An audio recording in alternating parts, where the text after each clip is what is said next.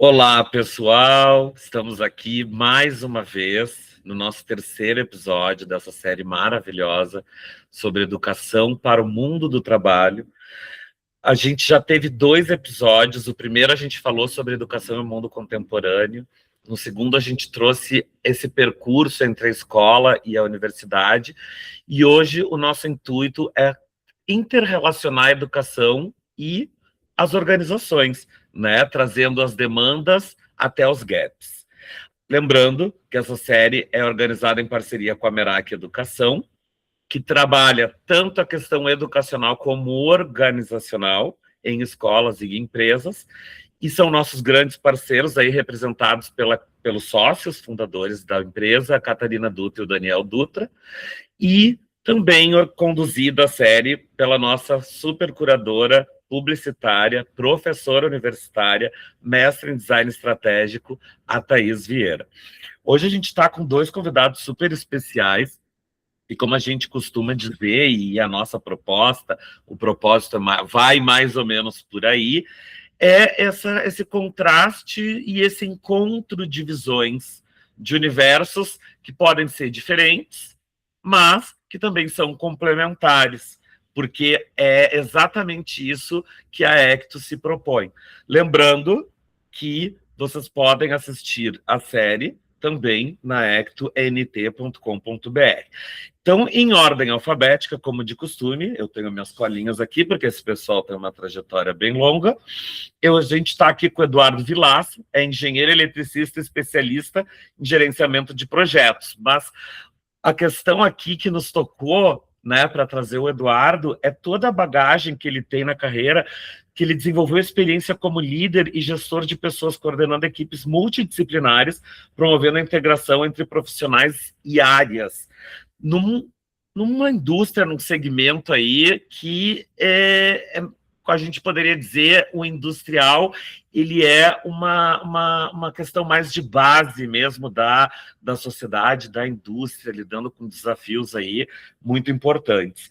E estamos também com o Fernando Neves, que é mestre em desenvolvimento regional e consultor de empresas, coordenador do Núcleo de Apoio Empresarial da Facart, responsável pela implantação e mentor de incubadoras, professor universitário e vice-presidente do Instituto Taquara Mais, aqui no Rio Grande do Sul, no interior do estado. Então, trazendo essa visão entre universidade, entre indústria, entre a questão de desenvolvimento regional, entre a questão da questão de engenharia, das questões de sociedade, de organizações. Enfim, poderia dizer muitas coisas, mas vou deixar para os organizadores falarem. Como eu costumo dizer, apertem os cintos. Eu vou, então, passar a palavra para o Daniel. Olá, pessoal, tudo bem? Eu queria agradecer mais uma vez a presença de vocês. Assim, acho que vai ser um bate-papo muito enriquecedor.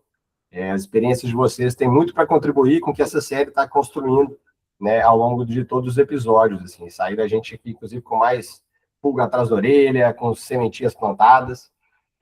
Então, eu queria ouvir de vocês. Assim, vocês dois têm uma vasta experiência, né, muitas andanças por aí, né, muitas vezes em locais diferentes. Eduardo já morou em estados diferentes. E também em relação até à próprio trabalho, vocês também trabalharam com gerações diferentes, né? As pessoas das gerações anteriores, gerações de vocês, várias gerações após vocês também, né? Com essas equipes multidisciplinares, áreas diferentes e tudo. Então, eu queria trazer muito a base do que é esse episódio de hoje. Eu queria ouvir de vocês o que vocês acham e percebem, assim, de um ponto de vista mais de retrospectiva, assim, os principais gaps e também características positivas, né, que vocês têm encontrado dessas gerações, assim, com enfoque, inclusive, das gerações que estão chegando por aí, para tentar fazer o gancho do que como que a educação poderia auxiliar nesse processo, né? Educação no sentido formal, né, às vezes de escolas, de universidades, e talvez até características que não necessariamente viriam desses locais, né, formativos de pessoas aí. Então, eu queria ouvir de vocês, né, vou seguir também a ordem alfabética aí, pedir para o Eduardo comentar um pouquinho. Oi, gente, tudo bem? Eduardo falando aqui. Primeiramente, gostaria de agradecer o convite aí, estou muito feliz de poder participar dessa série, né? Fiquei muito feliz com o convite. Olha, Gente, eu percebi, né, eu tenho 14 anos que eu trabalho no setor de engenharia, né, desenvolvi bem aí minha carreira, visitamos vários sites, né, a empresa para qual eu trabalho hoje, ela é uma empreiteira, né, ela presta serviço para grandes clientes, e em função disso a gente tem que seguir sempre onde existe a necessidade do projeto, né. E com isso, né, igual o Daniel comentou, eu tive a oportunidade de conviver com diversas pessoas, de diversas escolaridades, de diversas culturas diferentes, né? Eu trabalhei em região do Norte, região do Nordeste, regiões do Sudeste, e um ponto que sempre me chamou a atenção foi justamente essa pluralidade de gerações, né? E eu, quando eu comecei minha carreira, eu já ocupava já uma certa posição de liderança, né? Quando eu fui para os projetos, e lá eu encontrei sempre pessoas bem mais velhas que eu, pessoas da minha faixa etária e pessoas muito mais novas de carreira, né? E uma coisa que eu sempre percebi foi que as pessoas entrantes, né, no processo, e eu passei por isso também, né, no mercado de trabalho, principalmente de engenharia, elas vêm com uma bagagem de universidade, de faculdade, ou muitas vezes é um curso técnico, né, muitas vezes não tem uma faculdade, né, mas que não é um preparatório mesmo para aquilo que ela vai atuar no dia a dia, né. Então, realmente, o que eu percebi foi muitas pessoas entrantes, os mais jovens, eles sempre tiveram muito a aprender durante a execução do trabalho, né? E com isso que a empresa tem que ter uma exposição, tem que ter aquela habilidade, o gestor tem que ter ali a condução de orientar e ter uma formação legal a ser proporcionada de ensino mesmo, né? Não só de hard skills, mas até de soft skills também, né? De colocar também como se portar, comportamento das pessoas, como a pessoa deve se enxergar o trabalho, como que ela se enquadra no todo do processo, né? Ao mesmo tempo, né, os mais velhos, os sêniores também eles sofrem com essa transição, né? Vem uma turma mais nova, vem essas metodologias novas, eles têm que aprender coisas novas, tem um pouco de resistência com isso, né? Também tive esses dilemas com pessoas que eram um pouco mentoras minhas, mas eu ainda era líder deles, tinha ainda que ensinar para eles isso. E era uma troca muito legal, né? Porque eles viviam com respeito, eu via com mais respeito ainda, e isso colaborou muito na aprendizado e na formação deles como outros líderes também, né? Eu ajudei já a formar bastante vários líderes dentro da organização. Agora, é muito importante, né, o pessoal ter essa consciência de que nem tudo que a gente vê antes de entrar no mercado de trabalho, para se dizer, é o que você vai aplicar no dia a dia, né? Mas é importante que tenha um foco, né, principalmente em cadeia empresarial de forma escalável, para o ensino do trabalhador, né, do colaborador em si. Como eu comentei, né? Hoje em dia não dá para viver sem um curso de formação e instrução daquilo, né? Você tem que ter procedimentos que você consegue ensinar o colaborador do processo, de como executar, de como fazer, e tem que ter a parte organizacional de cultura, que é a parte que move a empresa, que mantém a empresa, é a parte cultural dela, e isso pega de todas as gerações. A parte de comportamentos, valores, e muitas vezes os valores não são só da empresa, né? São valores que a empresa traz para ela, ela define, mas são valores do dia a dia, é da pessoa, são valores que devem ser aplicados até para a vida fora da empresa, né? Se puder complementar mais um pouco aqui ainda, falando um pouquinho sobre justamente essa entrada geracional, né? Hoje, em dia mesmo, eu percebo que na entrada de pessoas novas também, um comportamento muito, muito distinto, né, do que vivia aí as outras gerações, a X, Y, e por assim dizer, né?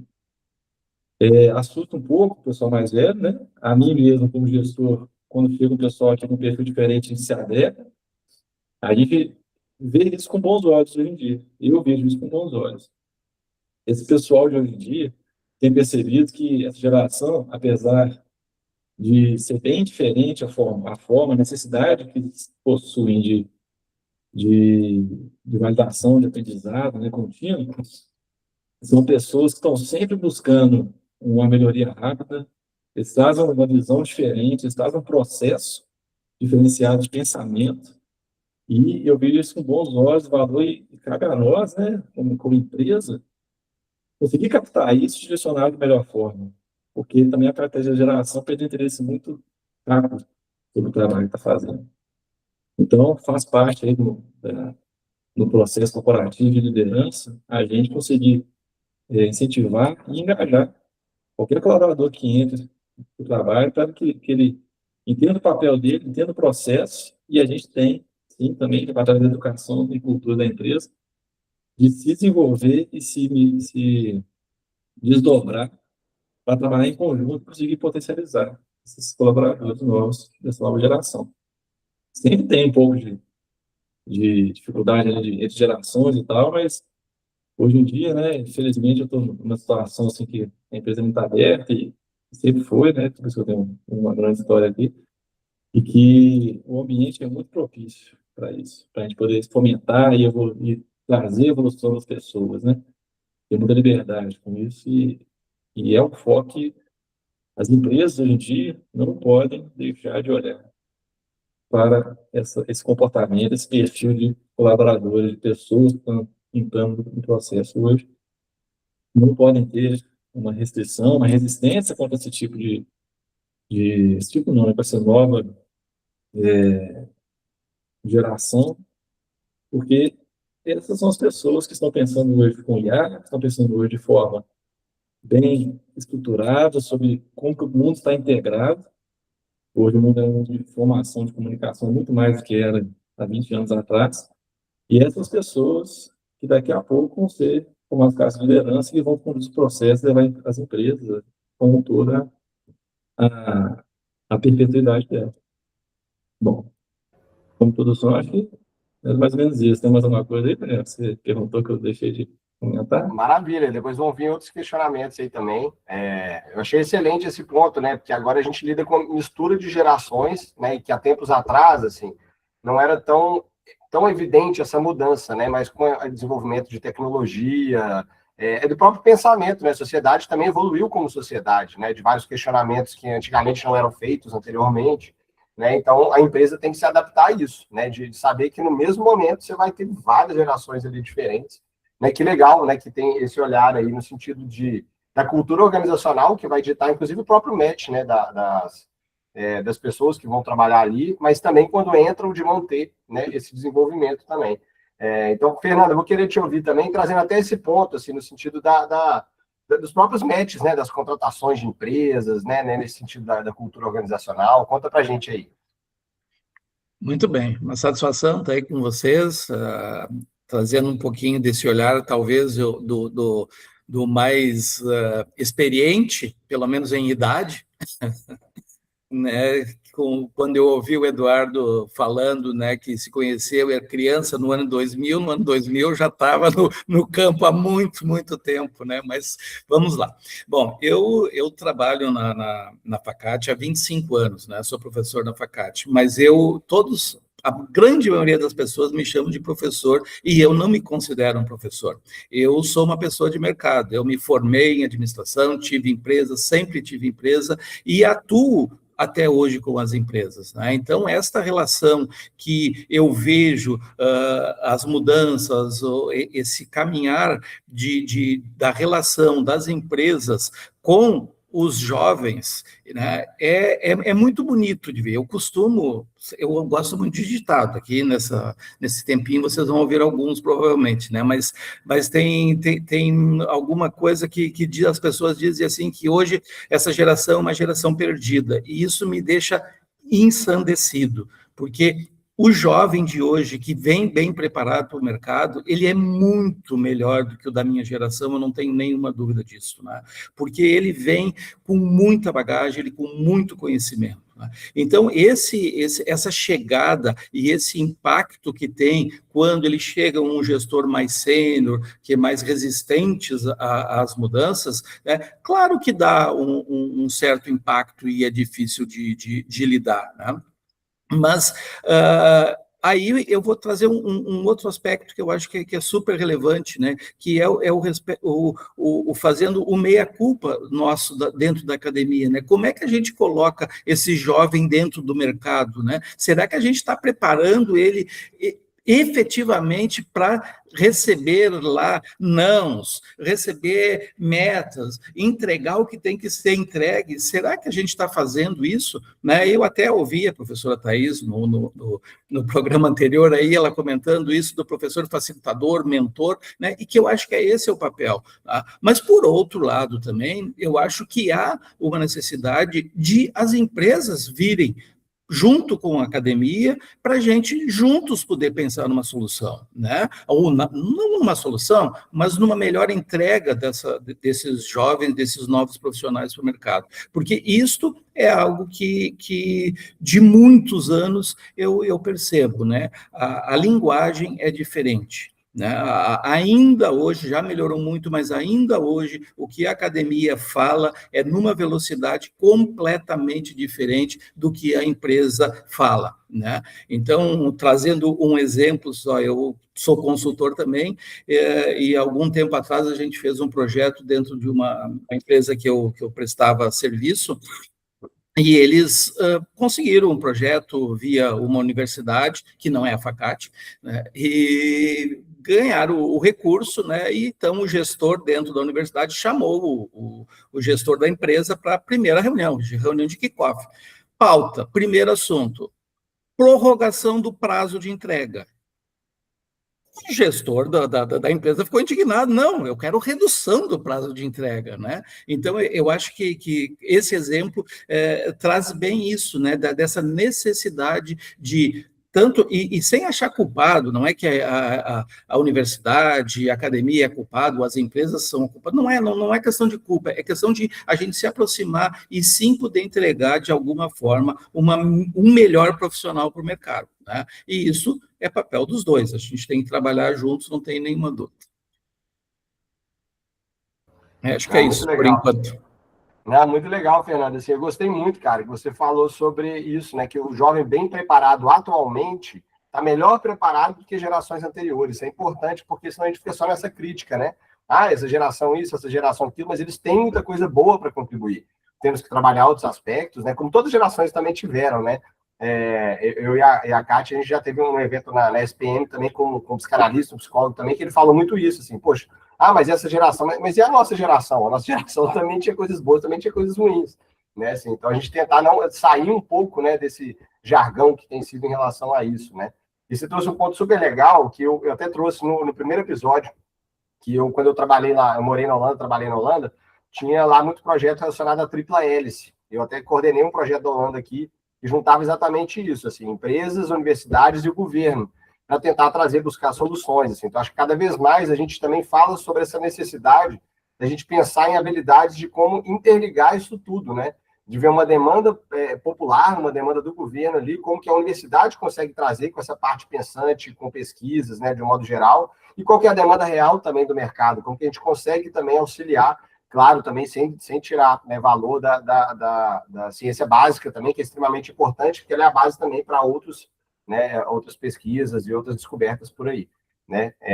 Agora eu vou passar a palavra para minhas companheiras aqui, Thais ou Kátia, quem vai pegar agora?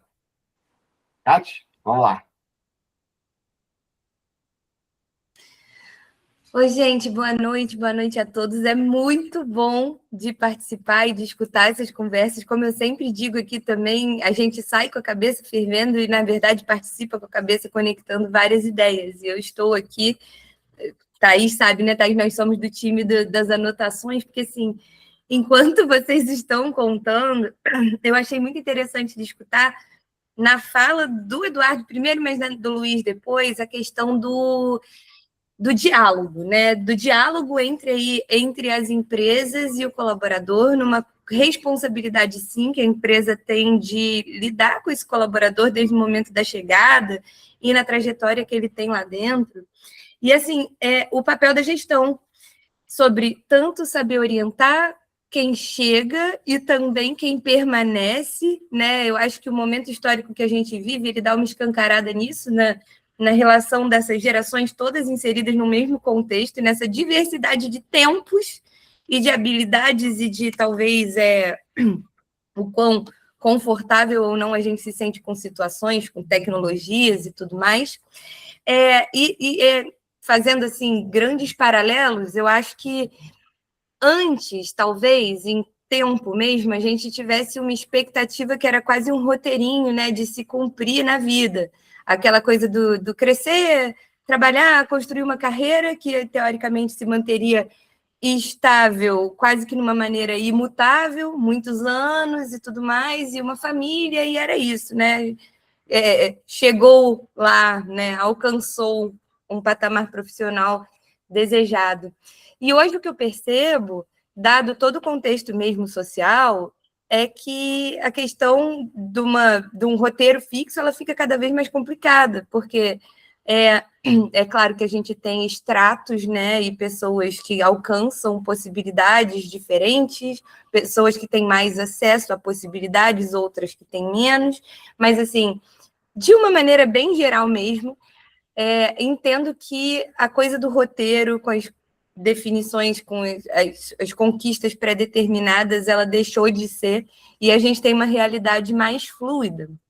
E pensando nisso, se nos episódios anteriores a gente falava muito de uma corresponsabilidade da família e da escola para o aluno, hoje a gente está aqui falando de uma rede também de parceria, o Dani também usou a palavra integração, mas entre empresas, a academia e o próprio colaborador, né? E nós, vou até parar talvez com a palavra colaborador, vou falar da pessoa, do indivíduo. E uma nova dimensão que o trabalho alcança na construção de quem nós somos, né? Eu estive, quando eu trabalhava em uma rede de escolas bilíngues lá de São Paulo, eu também tive essa oportunidade de dar uma transitada viajando para vários estados. E é engraçado perceber como que existem convergências dentro de áreas, assim, pelo menos na minha área, lá no momento eu consegui reparar similaridades, mas existem também aspectos que são muito da identidade, talvez, regional, né? E aí eu fico muito particularmente curiosa sobre isso também, tanto como que o trabalho se relaciona hoje com a identidade das pessoas, né, dos indivíduos, e como que vocês percebem que isso acontece dentro da experiência que vocês tiveram. Existe essa questão da regionalidade, da cultura local? E, enfim, acho que a pergunta é essa. Onde que está o trabalho e talvez como que as corporações e as empresas elas possam trazer essa humanização, né, que vai contribuir de uma maneira positiva para essa dimensão do trabalho para a gente. Não sei, quem quiser comentar, de repente Luiz, Eduardo. Eduardo? Então, eu vou seguir a ordem alfabética aqui. Vamos manter. Bom, o que eu posso comentar, assim, realmente, né, o que eu vivi morando em cidades diferentes aqui de Minas Gerais e na região norte e nordeste do país, e realmente, cara, essa diversidade cultural, ela é trazida pelas pessoas para dentro do ambiente de trabalho, isso é fato.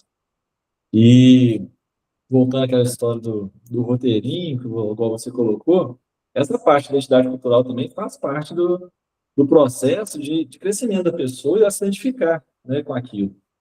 Então, realmente, está ficando cada vez mais difícil, né? Seguir o roteiro, está muito volátil, as pessoas tentam, vamos falar assim, as empresas muitas vezes não conseguem mostrar para o colaborador como que a cultura dele, as pessoas, elas conseguem se conectar com a empresa dentro daquilo que é valor para elas, né? Mas eu percebi e consegui atuar de forma que a gente conseguiu, vamos falar assim, além de demonstrar, motivar e cativar as pessoas, deixar elas serem quem elas são dentro do ambiente de trabalho. E isso é o quê? É dando aquela segurança psicológica, né? Trazendo um ambiente cultural plural, né? Então as pessoas não podem ter restrições, não precisa ser daquela forma muito militar de seguir, né, o tempo todo. As pessoas têm liberdade, têm os seus hábitos culturais que sejam. Pô, quando eu trabalhei no Nordeste, no Norte, o pessoal dorme na hora do almoço. Então, assim, aqui em Minas é bem mais restrito isso. Então, não adianta de falar, botar uma regra que isso não pode acontecer, não. A gente faz da melhor forma possível, vamos fazer isso como empresa, né? Como que a gente pode fazer isso acontecer da melhor forma, que mantenha o ambiente legal, que o ambiente seja tranquilo ainda, e que as outras pessoas que não são de lá, né, igual muitos mineiros trabalhando no Nordeste, não se sintam também invadidos por uma cultura diferente. Então, é muito importante ter essa conexão entre pessoas e cultura, né, dentro da empresa, e isso realmente é uma coisa que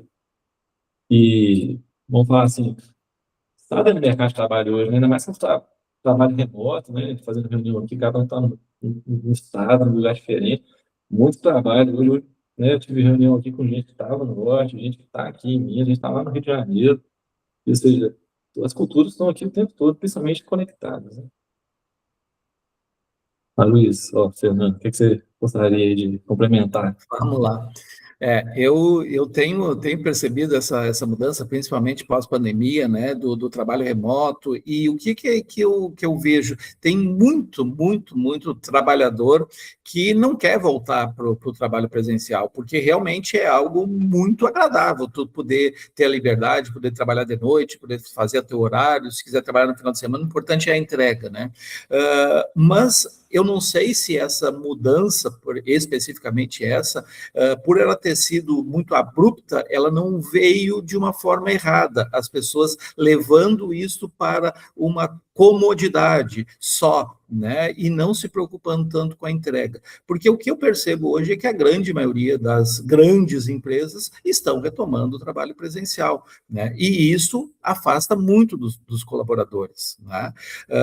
Mas, por outro lado, existem diversas funções que não têm nenhuma necessidade, como o Eduardo disse, de a gente estar trabalhando aonde quer que seja, principalmente na área de tecnologia, né? A gente reúne uma mega empresa com 800 funcionários e não tem nenhum, às vezes, ou 10 trabalhando no ambiente físico e cada um na sua casa. Então, eu acho que esse entendimento, ele ainda precisa ser amadurecido, né, em primeiro lugar. Segundo, eu acho que as empresas, por sua vez, elas têm que estar preparadas para isso, porque cada vez mais o ser humano vai querer mais qualidade de vida, né? Então, vamos lá, eu vou falar do Fernando agora, com 63 anos de idade, que é uma pessoa inquieta. Eu nunca deixei de trabalhar, e eu gosto de trabalhar. A minha esposa seguidamente diz assim, eu vou morar na praia. Eu disse, olha, eu acho que tu vai sozinha e no final de semana eu vou lá te visitar,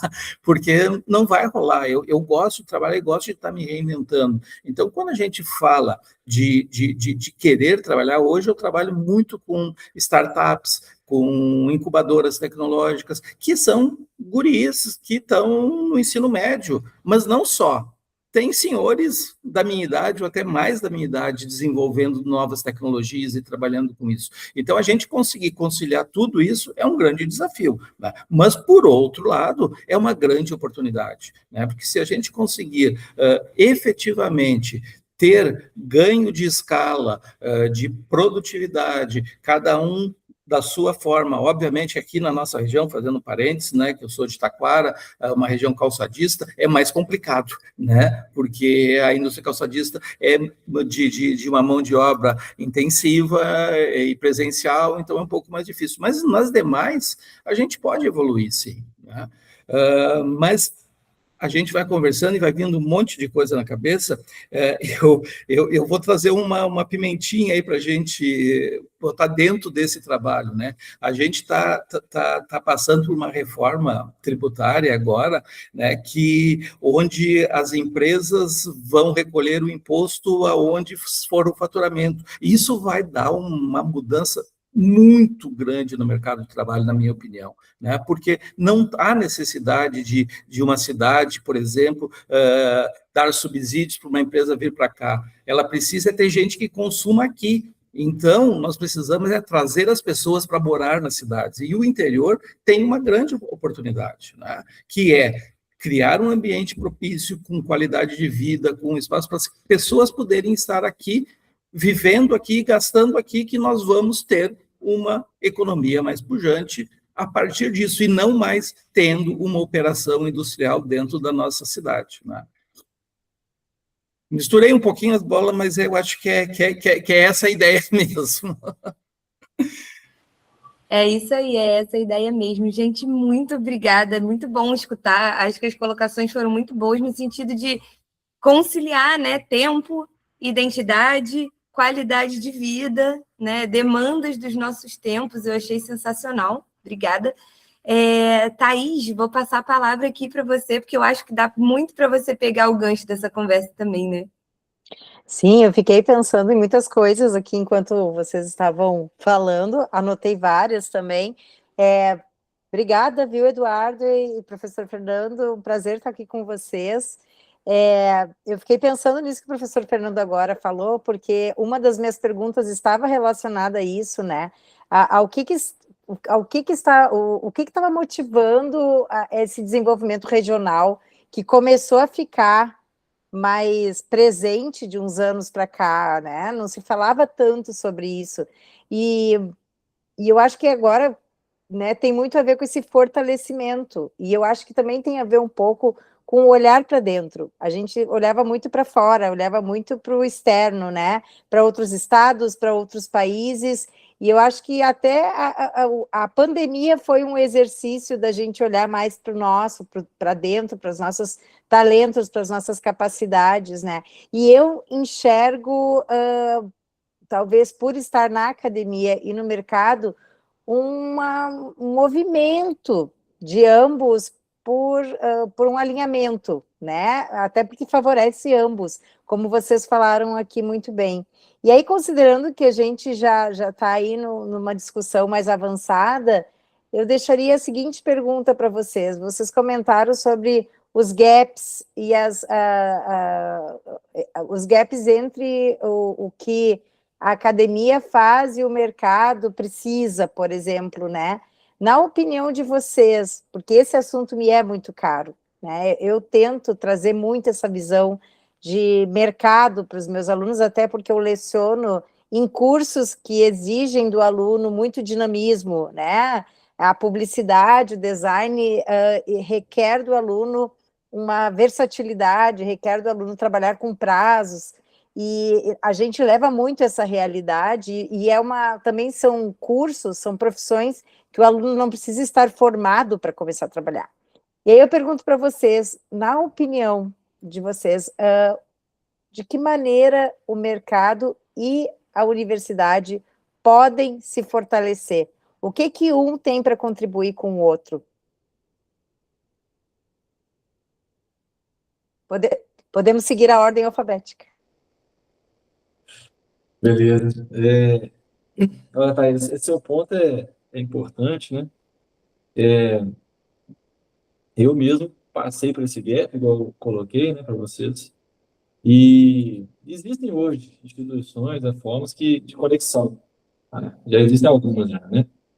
Então, assim, universidades, igual a PUC Minas, ela oferece, né, algumas situações, algumas personalizações mais voltadas para o mercado de trabalho, mas eu acho que a captação, de qualquer forma, fica um pouco, vamos falar assim, muito generalista, né? Para qualquer curso, qualquer forma, para qualquer pessoa, né? Ajuda muito, dependendo do tema, é muito bacana, me ajudou muito essa parte de especialização de gerenciamento de projetos. Era um foco na época da empresa mesmo, ela não tinha tanta maturidade com isso, então me ajudou muito a desenvolver. Mas eu entendo que a forma é realmente criar umas associações, né, da empresa com as universidades, tentar trazer a universidade para dentro de casa, a gente pode chamar de universidade corporativa, vamos falar assim, né, e que essa universidade corporativa, ela faça, né, traga, assim, uma estrutura do que uma empresa necessita, né, para o desenvolvimento, que seja em área de tecnologia, de engenharia, né, que seja de vendas, né, publicidade, que traga aquilo que é entendido como necessário, né, para uma pessoa se desenvolver bem e se dedicar, mas que traga, talvez também, se a gente está falando um pouquinho fora da caixa, né, até antes, né, porque eu penso assim, até antes a pessoa entrar na empresa, por que não as empresas irem na universidade mostrar isso, né? Então, isso é importante, isso é um gancho, né? Existem workshops, existem várias outras formas.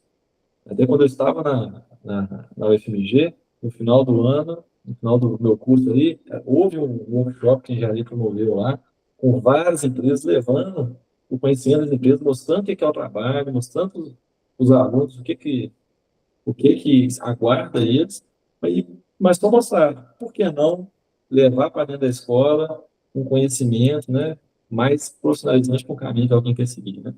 Então, eu acho que teria talvez os dois links, né, o lado, assim, pré-contratação e pós-contratação, vamos falar assim, antes de entrar no mercado de trabalho em si, né?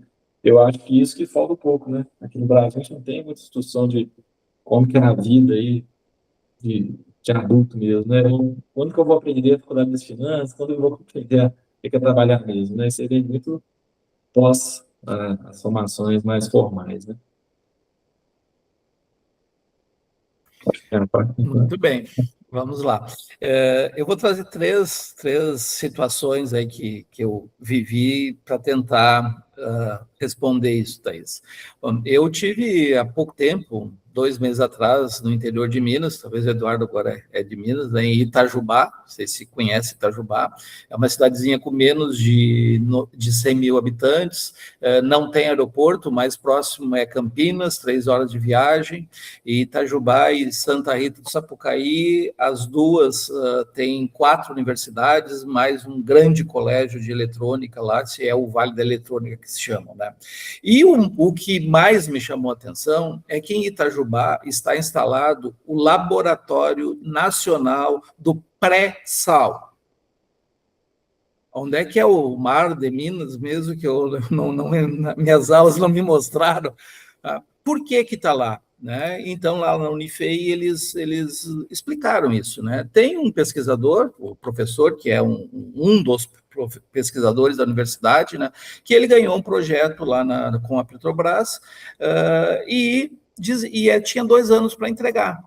E ele entregou em 1 ano e meio o projeto, né? Validado e funcionando. E, a partir dali, a Petrobras fazia quase que direcionados os projetos para a Unifei. Sabe? Então, aí está uma partezinha da resposta, né? Se a universidade conseguir andar numa velocidade que atenda à necessidade da empresa, mas é claro que lá, neste caso, a empresa também colocou um laboratório e botou muita gente boa a trabalhar para apoiar a universidade e desenvolver a tecnologia e chegarem a uma solução, né? Então, para mim, assim, foi muito marcante essa visita lá em Itajubá. Bom, por outro lado, a gente tem ações mais pé no chão aqui dentro da nossa instituição, né? Em 2023, a gente tinha um grupo de conversa, na verdade, né? Que eram profissionais que trabalhavam com inovação nas empresas, marcas nacionais, aí, né, Piccadilly, Usaflex, são de calçados, Sicredi, que também aqui da região. E nós nos reunimos todas as sextas-feiras lá na minha sala, na Facate.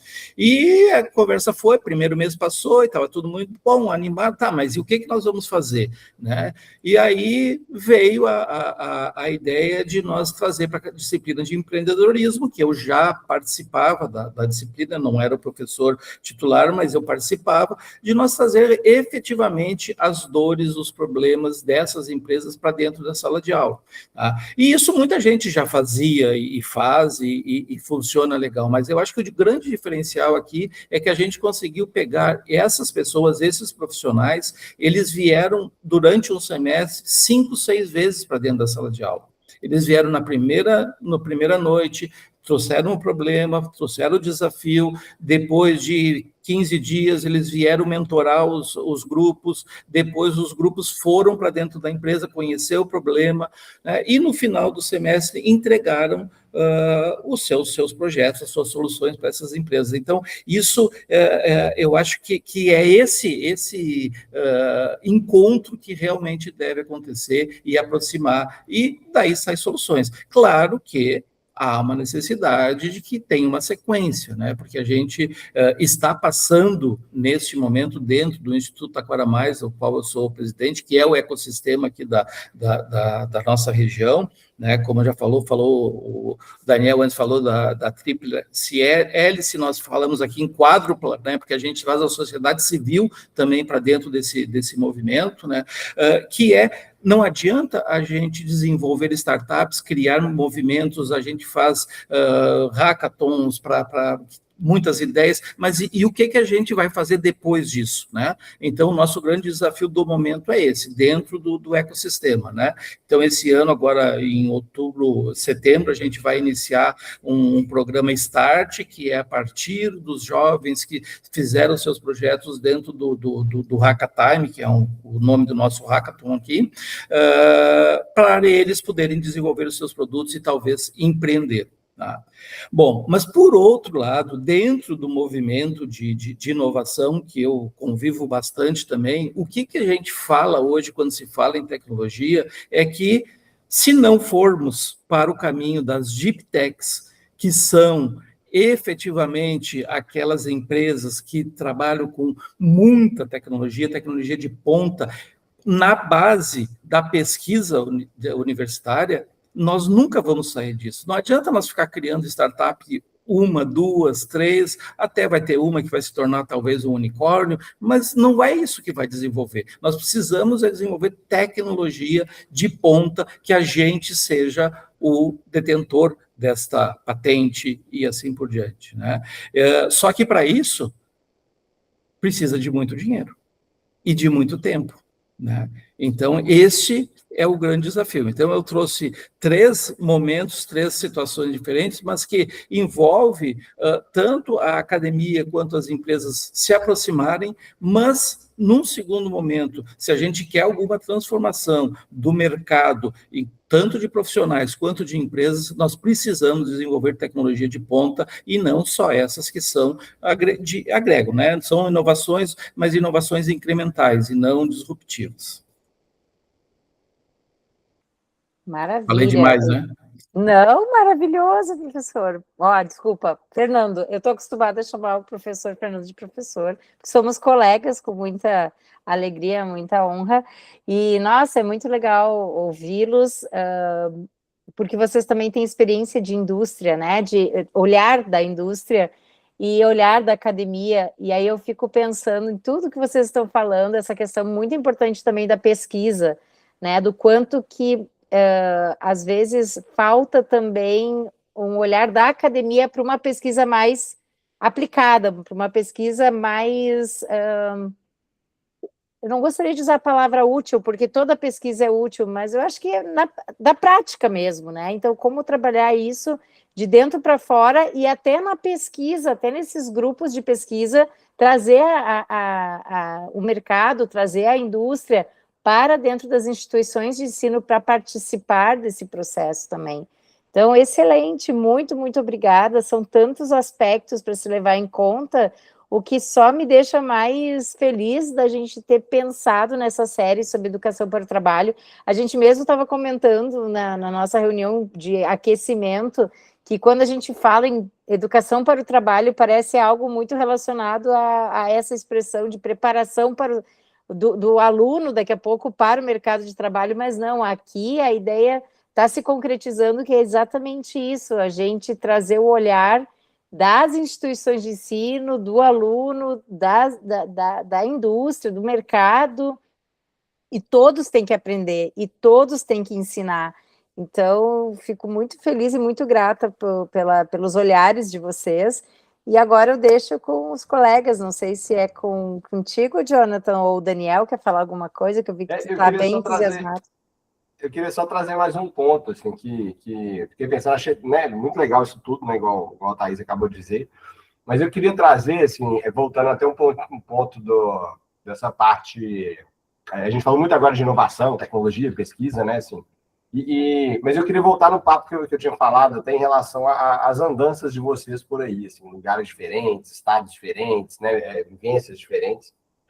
E queria saber de vocês se vocês percebem algo assim, mais regionalizado, assim, no sentido do desenvolvimento da parte da educação, assim, sabe? Das pessoas. Vocês encontraram mais dificuldade em algum lugar, ou vocês entendem que essas dificuldades no mercado de trabalho também são muito parecidas, independente se você for norte, sul, leste, oeste, né, assim, de modo geral.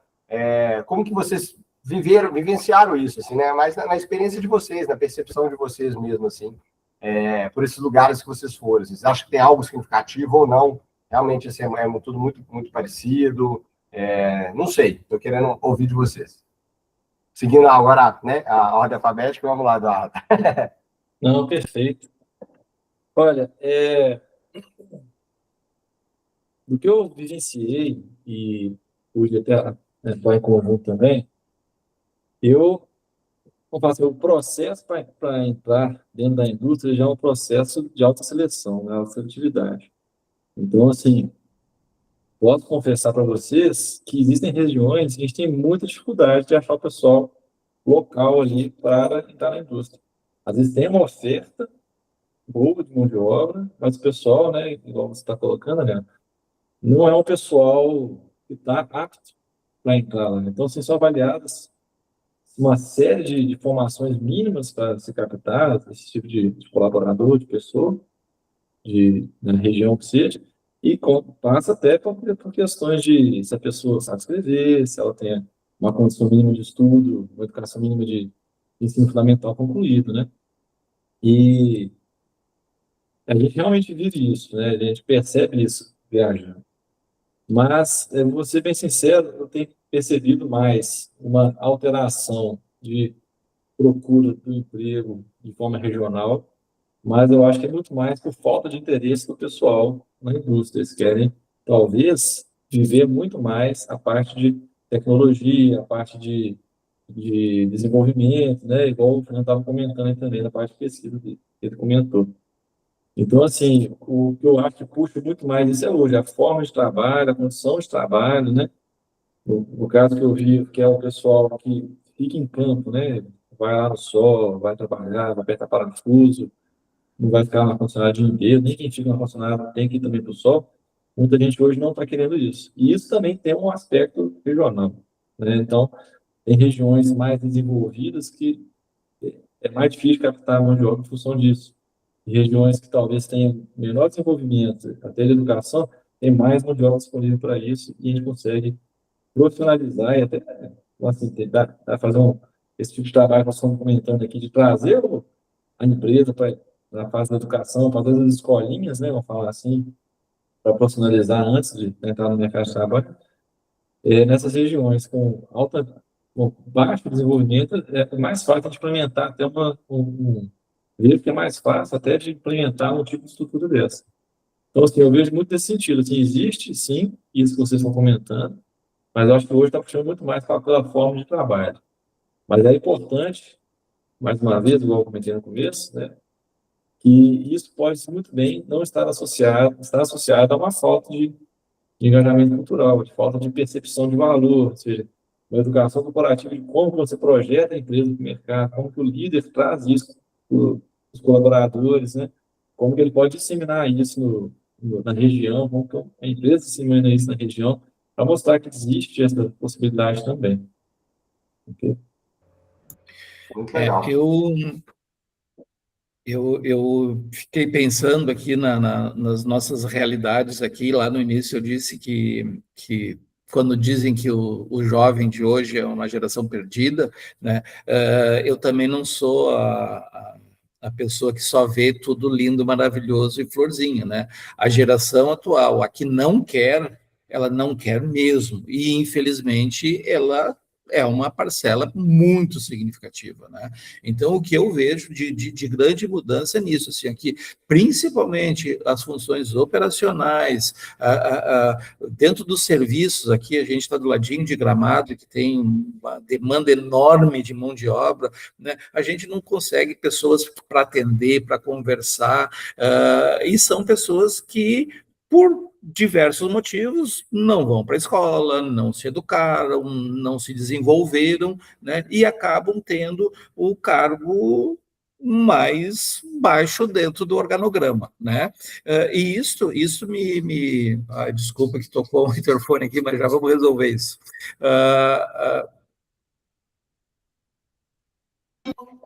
E aí, o que me preocupa nessa situação toda, né? É que cada vez mais a gente está correndo atrás de pessoas, de profissionais, com conhecimento, com um bom desempenho, mas nós não temos um ambiente que remunere eles a contento para que eles fiquem lá, né? Então, o que a gente faz? Nós temos aqui uma indústria do calçado, por exemplo, que paga um pouquinho mais do que um salário mínimo, e aí reclama que a rotatividade é alta, que ninguém para na empresa, né?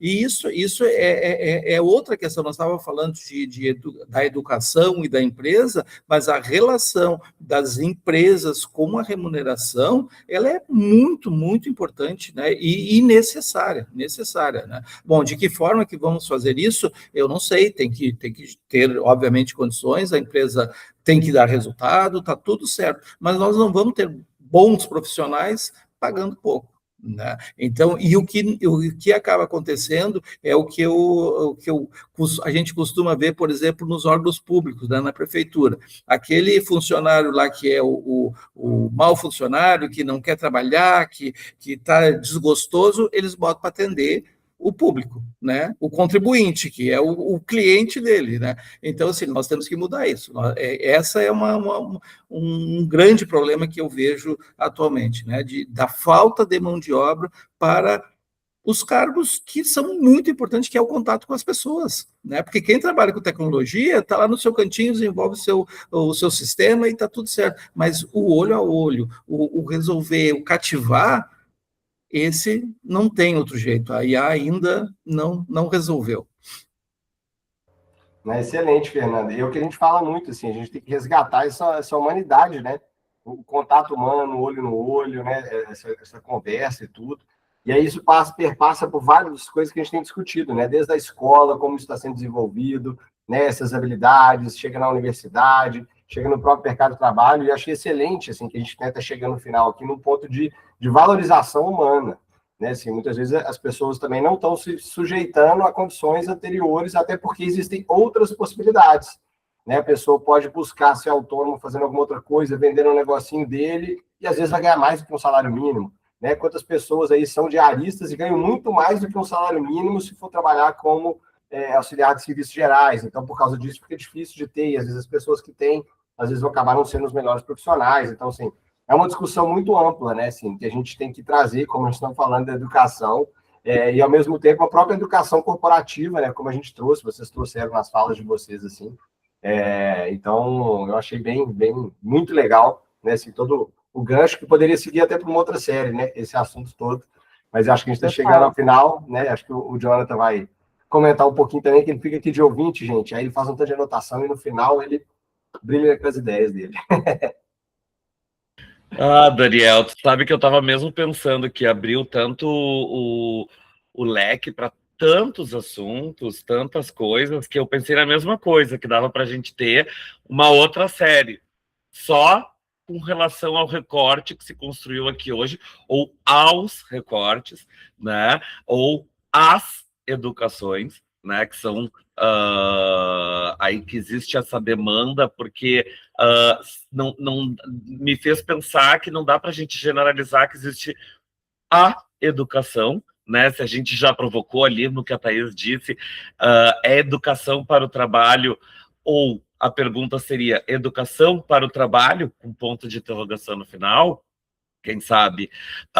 E essas educações para tantas variáveis que existem, tantas possibilidades que existem no mercado de trabalho, e já diria Durkheim, né, na interdependência funcional, né, o quanto a coesão social depende dessa interdependência. Então, quando se trouxe a questão de cargos estruturais, de pessoas aí, de estar sendo difícil achar mão de obra para questões que a tecnologia não resolve, né? A coesão e a consistência depende de que exista essa questão sistêmica, mas, enfim, a gente poderia ficar falando horas. A gente tem que agradecer de maneira muito especial a presença do Eduardo, do Fernando, que foi demais. Muito obrigado pela presença de vocês e pelas brilhantes perguntas, como sempre, da Catarina, do Daniel e da Thaís. Eu tenho certeza que quem está aí do outro lado da tela, assim como nós, refletiu muito, pensou muito. Se não viu ainda, veja os episódios anteriores, que se amarra muito com o que a gente viu hoje aqui. E não deixe de assistir o próximo episódio, que vai ser gravado na semana que vem. E a gente vai falar sobre e aí, né? Como é que isso continua, como é que isso está relacionado com tecnologia, com inteligência artificial, deixando aí esse spoiler para vocês ficarem curiosos e assistirem o próximo episódio. Muito obrigado mais uma vez, gente. Até mais.